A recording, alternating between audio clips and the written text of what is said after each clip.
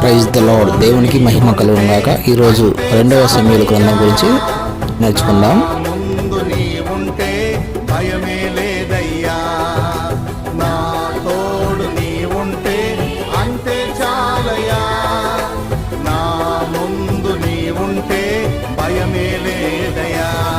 ప్రేమా పూర్ణుడా, స్నేహశీలుడా, విశ్వనాథుడా, విజయ వీరుడా, ఆపత్కాలమందున సర్వలోకమందున్న దీన జనాళి దీపముగా వెలుగుచున్నవాడా, ఆరాధింతు నిన్నే లోకరక్షకుడా, ఆనందింతు నీలో జీవితాంతము. నీ కృపయంత ఉన్నతమో వర్ణించలేను స్వా